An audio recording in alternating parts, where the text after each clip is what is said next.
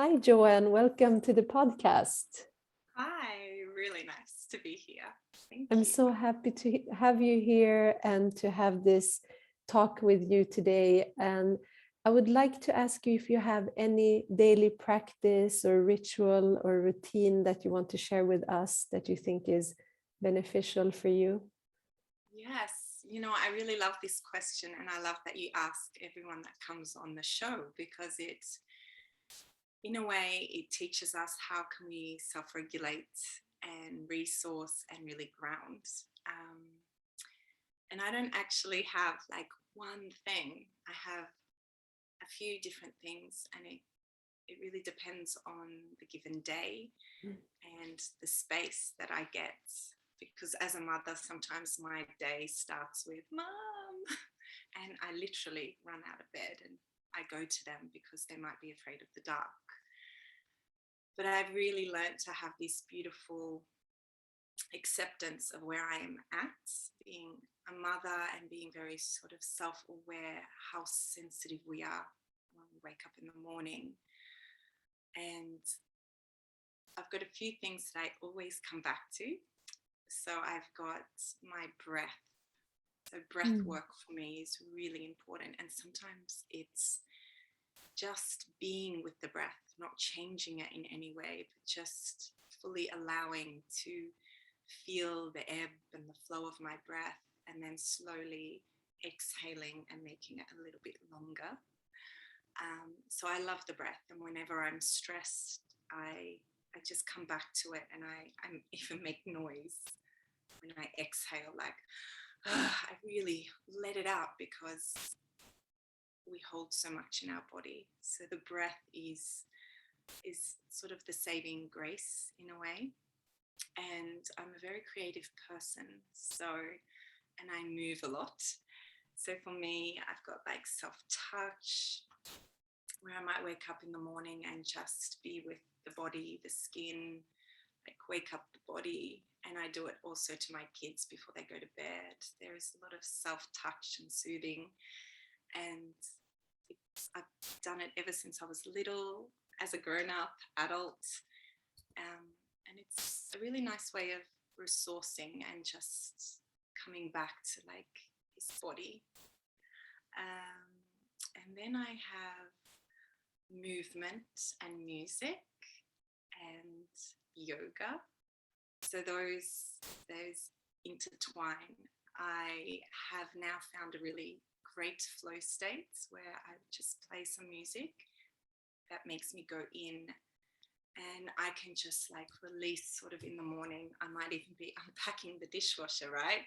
And I've got this music, and I'm finding a flow in my day to day, because I sometimes can't have that 1 hour to have this beautiful ritual, which I love. Like I love these big blocks of spaces where I can go in, and I miss that. So at one point there was this tension, being a mum that had children that I had to like, not had to, but when a child wants you, you go there for them, you give unconditionally. There is this constant giving. But now I can weave these simple moments, put the music on with my children, dance around, just feel, share what grounds me with them. Yeah, and drawing, just lighting a candle, sitting down, drawing what I need. And I love yoga. It's like a complete circle around, as you're a Yeah. yoga teacher yourself, so you feel like you just come back, mind, body, there's the connection, and there is this strength and grounding. You walk out and Mm. you're alive. And yeah, then you have the simplicity of the shower. I love showers. Whenever I'm a little bit frazzled, I go straight to the shower. I let the water just envelop my skin. I take it all in, oils. I rub it on myself. I smell essential oils. I feel like I have so much. But I pick and choose Mm. what I need at that time. And it could be just lighting a candle sometimes. and making the space beautiful, having a nice coffee, enjoying it in silence. So I'm using, I guess, everything that I've been taught. I use it now.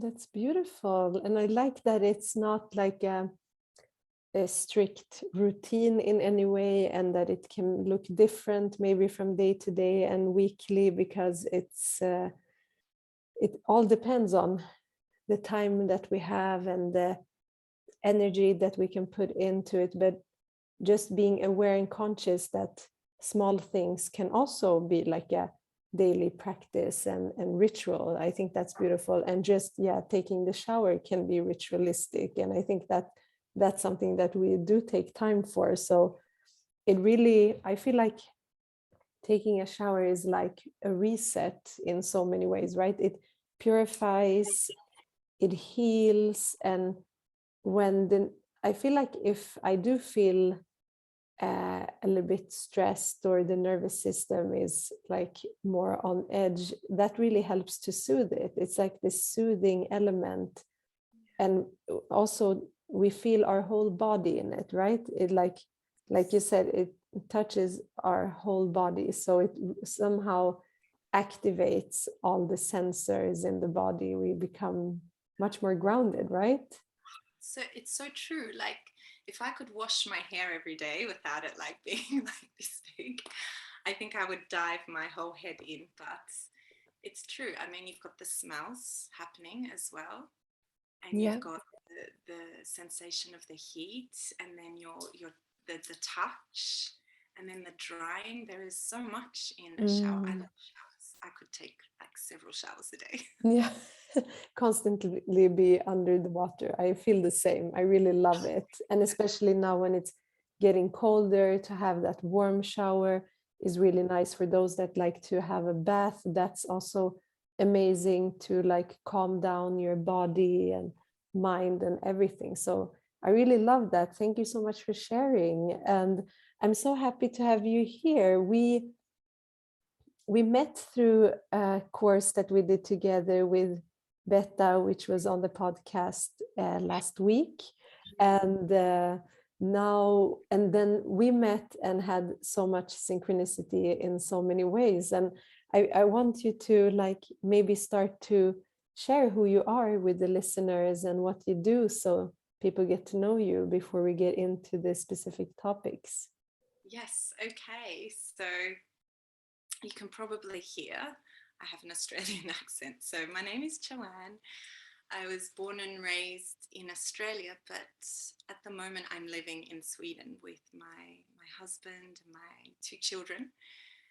And I'm in Sweden because my husband is Swedish. So we have this international relationship where we will eventually go back to Australia for a period of time and experience life there. I'm a yoga teacher, I'm an art therapist, a counselor. I love to just explore the felt sensations of life moving through us. And for me, I think part of my personal growth and my professional work as a therapist, I really see the benefits of finding different creative modalities as a doorway for insight, deep connection and healing. So for me, I'm a space holder, and I really love connecting from one heart to the next to allow this richness and wholeheartedness to come through. Yeah, so that's a little bit about what I do, and I'm very passionate about it because I have seen firsthand how it has restored and healed parts of me.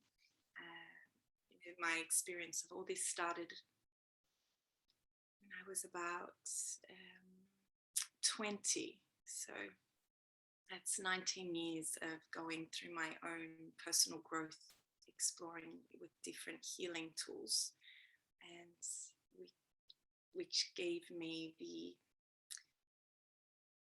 passion to also want to create spaces for people to journey themselves through this. That's beautiful. And it's really, the work that you do has so many, we just talked about it, so many different layers and components. It's really interesting always to understand, since you are working in a place where you're guiding and helping others on their path. Was it anything specific that led you into what you're doing today, and what type of experiences have you had that made you feel that this is an important thing to work with? Yeah, it's so I love this question because I actually can remember exactly where I was, how it all happened. I have such a vivid memory. It's a big story, but I'm going to keep it short. Maybe you can help me. So I was seeing this woman in Australia for a lot of back pain, and I was going through a very big emotional trauma, and she helped really ground me, get back into my body. And I think one day she just said to me, Joanne, can I gift you this treatment of Reiki? And I was like, Reiki? What is this weird stuff that she's talking about? And I had the most,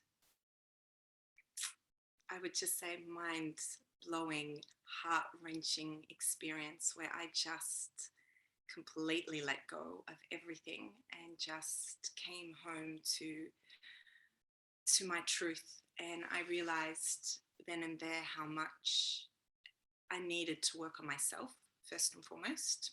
So I had to like put down this shield of being tough, and that's, I had all these masks of protection. Don't go in. I mean, I couldn't even connect with people's eyes because I knew if they saw what I was feeling, I would break down. So I was always quite busy. And then I had a lot of, I had a lot of work with her, which then led me to travel overseas, and I helped with,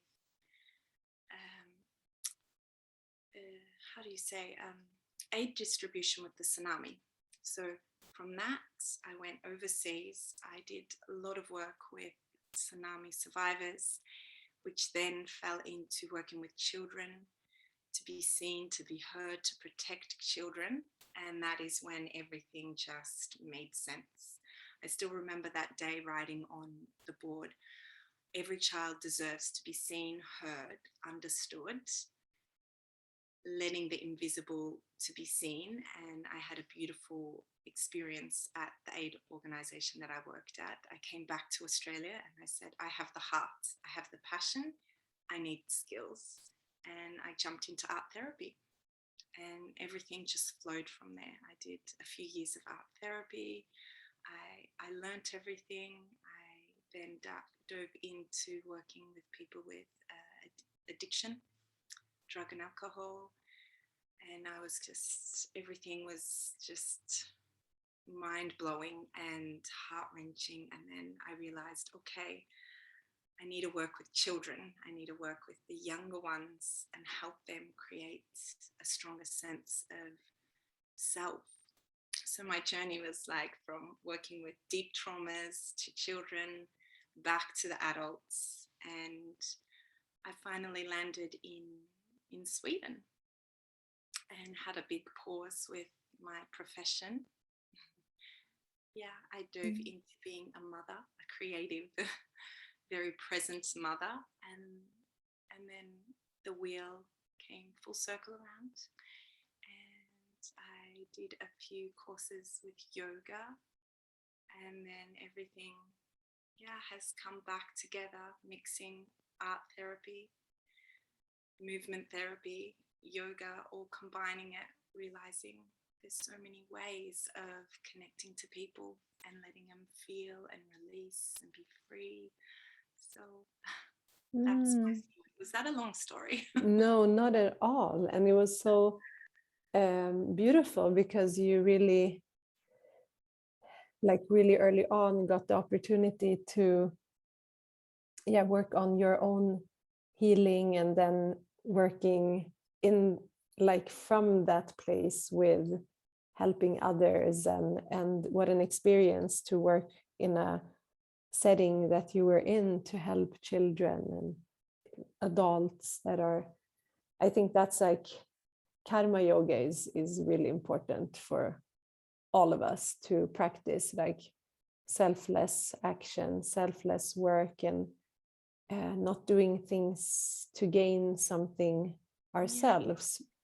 It's a liberation in a way to do that. When you do that, it's like you dedicate yourself to something higher, and it's not your own results that become important. And it takes us in a more expansive state, I think, to do that. So I really love that. And I love how it seems like Reiki is something that comes into our lives like that, because I had a similar thing that I didn't know what it was, but I actually felt drawn to the name. So I was like, okay, this was like over 7 years ago now. And it really changed my whole, it felt like someone had like withdrawn the veils from my eyes in just one session. And opened up like a new dimension, because all of a sudden, like, I felt very connected to angels, and it was like an opening in some way. So it's really funny that it really happens like that when it comes to you. You're supposed to have it or learn it, or just have that healing experience. And I feel like it's such a beautiful healing modality in so many ways. So that's really interesting, and I'm really interested in how what is, maybe some people here have never heard or worked with art therapy. What is the like, what's happening there when you're doing that? How does it work, and how does it look like? Yeah, I know. I've dropped it a few times. I was waiting for this question. Okay, so I guess the simplest way of putting what art therapy is it's founded on the belief that self-expression through artistic creation has a therapeutic value for those seeking deeper understanding, insights about their personality or a situation in their life. So in a way, it is a communication tool. And the world of arts, it's not just drawing. So art therapy is like, okay, so let's just take the word art, the world of arts. It can be drawing, it can be painting, it can be clay work, it can be collaging. So you have, first of all, this hands-on creative expression. It can be moving through the body, so movement therapy, like how does the heart feel today? What does it need? Does it need to open up? Why is it afraid? So we can explore through the felt sensations of the body what is going on and release it through movement, because we hold so much in the body. It can be using music therapy as well, using that as the gateway in. We have meditation, visualization, breath work. All of these are tools to access a way into the person's unconscious realm, into the psyche. So what are we holding underneath the layer of this persona? So now I speak to you, it's Joanne, there's an interview happening here, but underneath all of that, there's something else happening.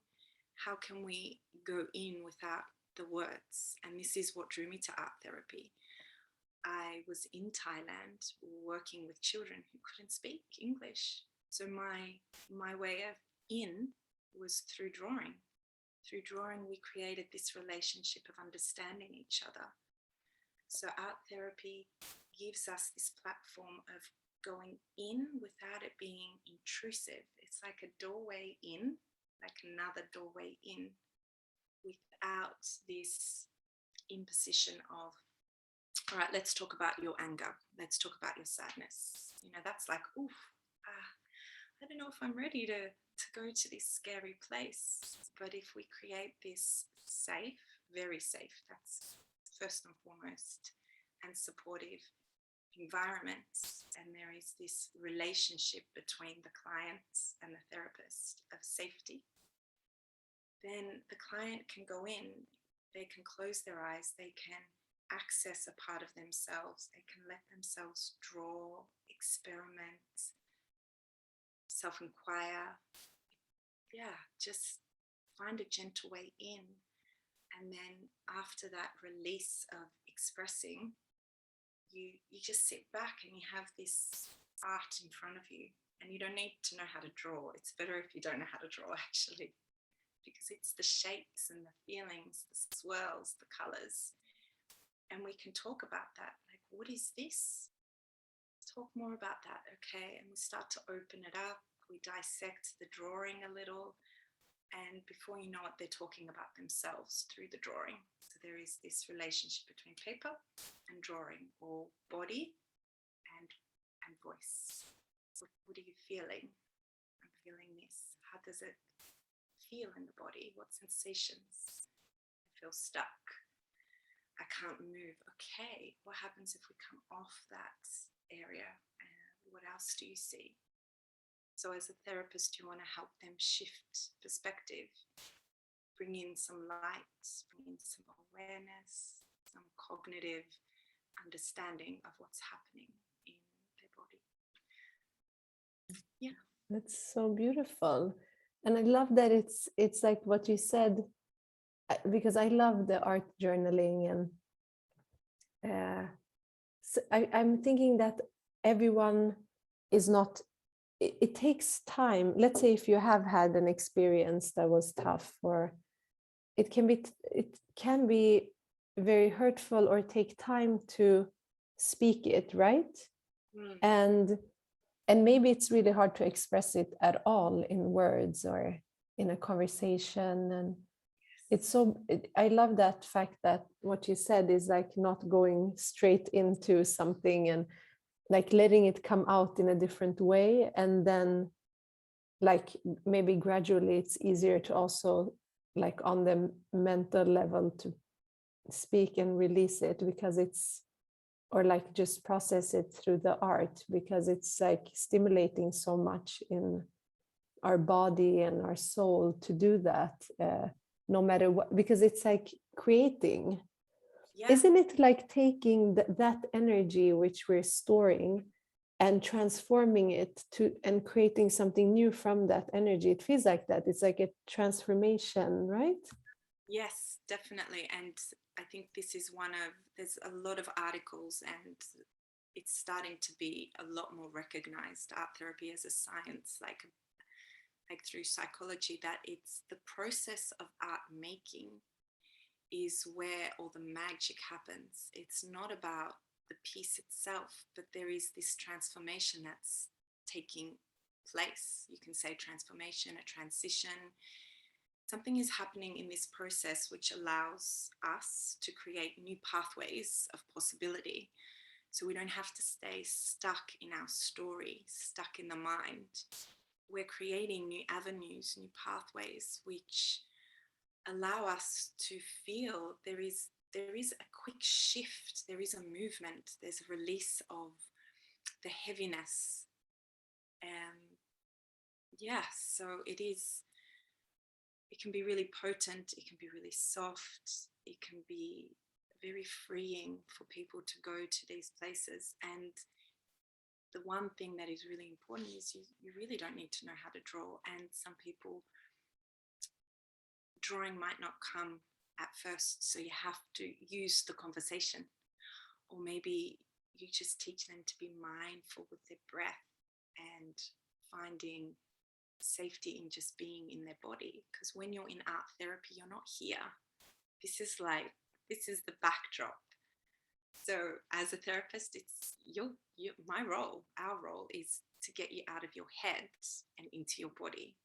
So we have to use these other modalities to get you to that space. Otherwise, you will draw something you think you should draw versus what's really happening. And you can see that, and if that happens, that's fine too, but it's to be aware of it. Yeah, that's really beautiful. And how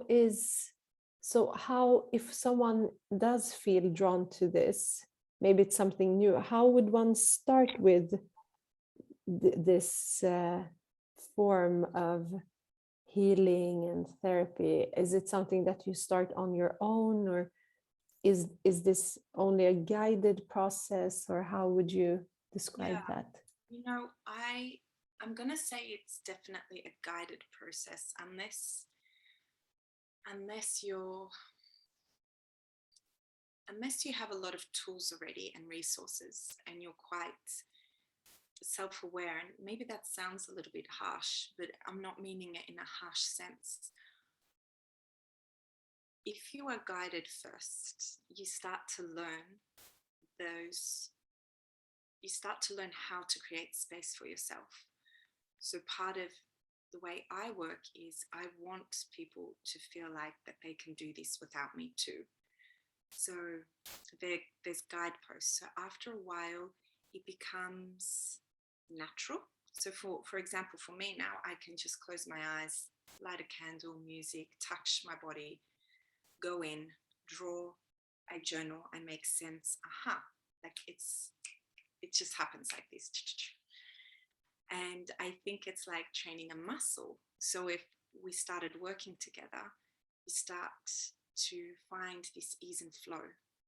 And sometimes when the feelings are scary or there's fear, maybe you won't go there. And that's where you need the guide. Or maybe if you feel stuck, I can't even, how do I even begin? So it needs to be guided to begin with, to get everything flowing. And that's the difference between seeing someone long-term and short-term. You have short-term clients, and it's beautiful because you see that there is a big shift, a big change. They're empowered, they're ready. It's like you can give them a book and some pastels and be like, be on your way, enjoy, like go for it. And then you have people that are peeling off the layers, and they need someone to hold the space for them. And I think that's beautiful though, even for me. I'm like, I want someone to hold space for me. We did a training together. I was like, I don't want to leave this space. This is a beautiful container. It's the same as yoga. I can do it at home. Of course I can.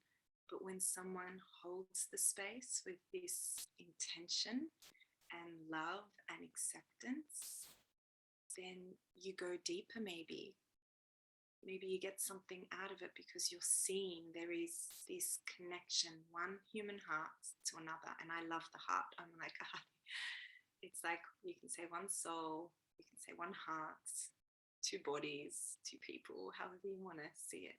There is something in having this connection with another person. That's healing in itself, I think. Yeah, definitely. I agree. It's so, it's so beautiful to have someone hold the space and intention. It's also like proven that the intention or prayer of someone else can heal another person. So, it does increase even if we're working on ourselves and it's not exactly the same, and it takes a lot of time and practice to get to a place where we can really fully, like in an integrated way, do all of the practices by ourselves. And if it's something new, maybe it's good to, so you do hold you host these workshops. What could a typical workshop be if in art therapy? What practices would we do in a workshop? Yes, so I do have a workshop coming up, and I've got these two different types of workshops. So the art therapy workshop, it's a deep dive into your creative expression. So you come in, and already as you walk in, you feel there is space for you to just be. And you have your space with the paper, with all your pastels, different creative mediums to play with. And we first begin by just, a welcome, like who is in this space for these group therapy sessions, because that's important to feel safe with everyone else. I talk through what we're going to do because I think it's important. Some people need to know. And then we go through a visualization, some breath awareness, a meditation. It depends, meditation, visualization. And then that helps you just come home to your body and settle the mind, settle the breath. And then I feel like we've shifted states of consciousness there through that work. And then there's the invitation to draw what came up for you in your visualization, or if we go through the body, what came up for you. So there's guided questions, like just closing your eyes, placing your hand on your body where you felt it, and if that had an expression, what would it be? And I always have so many guided questions to help you along. But lately, I just feel like people know they're in some other space. They open their eyes, they sit, and they start to draw. I'm like, wow, perfect. And you draw, you express, you let everything out, you use different colors. And there's the constant reminder, like just tune in with your work. What does your work need now? Is there anything you need? Just check in with yourself. And then after that's finished, we do some journaling. And usually this is the part where I see a little bit of resistance, because no one wants to leave this creative space. I think people just want to keep drawing and drawing. And it's so beautiful because you can see like this like uncontrollable, like it's just happening. Colors, they're in the zone. They almost don't want to leave this beautiful space they've created for themselves. And the journaling part in art therapy is so important. And I know we come back to this sort of cognitive awareness, but it's the place where we integrate. And sometimes I have to respect that people don't want to go there, and that's okay. But it's a place where we make meaning. So I have some really important guide posts there where I might ask you, give your drawing a name. Even if you don't want to write right now and you don't want to go to journaling, what would your art be called if you could call it anything at all? One word, a sentence, a phrase, what would you call it? And that's where this sort of free flow of creative writing happens. And I say to them, just put pen to paper, even write. This is horrible. I don't want to write right now. Why is she making me write? If that comes up for you, write that. But eventually something comes, and it could be a message. It could be, what is the power of your drawing? If it had a strength, what strength would it be? And you're having a conversation with the unconscious in a way. That's what's happening there. And I think these are where all the like golden nuggets come. It's like that lived and breathed in me, and now I see the words, I see the drawing, I'm understanding myself better. And at the moment we're doing these workshops at a yoga studio. So the one beautiful benefit of this is after all of that, I just ask everyone if they would like to just resource themselves, lie down, bolsters, blankets, safety, a bit of self-touch. And if they want, I invite them for some Reiki, and only with permission if they want that, or just hands on the feet, whether you want to call it Reiki, self-touch, energy, whatever you want to call it. And there is this quiet of just breathing, coming back. It's Shavasana, basically. And then we come back up and we share as a group if you want. There is this sharing, and you connect to all these other people. They say something and you're like, that's how I feel. Or, I understand that. And there's something in this sharing that is magical that you don't get from a one-on-one. You realize that you are very much like them and they are very much like you, and we're all just feeling and being and going through our own journey, but at the end of the day we'll feel. Mm. So Wow, that's amazing. And I will be joining you on the 10th of December. And yeah, yes, I mean, you can share what that is all about, what we're going to be doing, and how people can, yeah, check it out as well if they're interested and they are in Sweden. yes, yes. Mm. So it's I feel like I basically explained what we do in that workshop, but the next workshop that we're doing, it's December, and I feel like we're coming to this place of deep reflection and a place where we're really going inward. It's getting darker in Sweden, and this is a place where we can come together and just allow ourselves to be. So for me, there's never any expectation, but just this allowance of come as you are. Come as you are and see what transpires, see what evolves, what unravels, what needs to be seen, heard, and I'm there to hold the space for that. And we will go through breath work, a really beautiful visualization to tap into your strengths. And sometimes the visualization could be something different for you. So I always leave room for people to choose to go where they need to also, because that's important. And then we're going to draw and rest and make meaning through journaling.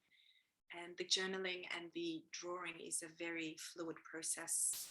Last workshop, we just intertwined it. Drawing, writing, and it felt really like raw. So when things pop up in the head, just write it down. Don't think about it. Yeah. And then we'll have some tea together and we'll share, and we'll respect those that just want to be quiet in the process.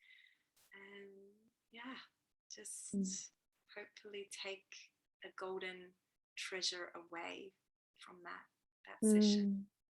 So that's 10th of December, 2 hours. It's a group session and it's held at Holistic House in Sundbyberg. So this is my little platform. I've been doing a lot of my workshops in is this great yoga studio who's opened up to that creative offering. Yeah, that's lovely. And if people do want to connect with you, can you share your Instagram and how people can find you as well?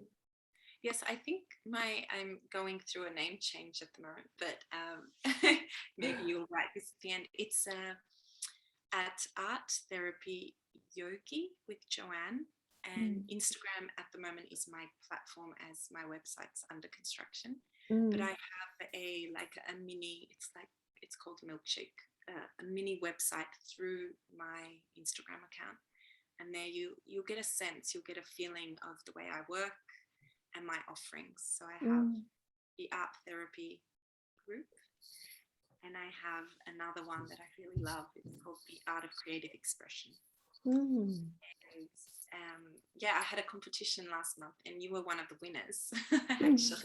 So you're coming to this one, and if you're interested in movement therapy and you really want to explore how you can unite art therapy, movement therapy, embodied yoga, there will be a lot more offerings in January, February next year and onwards. I'm hoping to do this monthly so we can keep up a nice flow. That's so beautiful. And I will link to your your current little website thing and to Instagram so people can find you. And I'm looking really much forward to the workshop with you. So I want to really thank you so much for being here and sharing this beautiful modality and your energy with all of us. I'm very grateful, and I hope we will connect very soon again. So thank you so much. For making time, and I really look forward to meeting you in person outside of the cyber realm. Yeah. It's going to be fun. So thank you so much. Thank you. Thank you.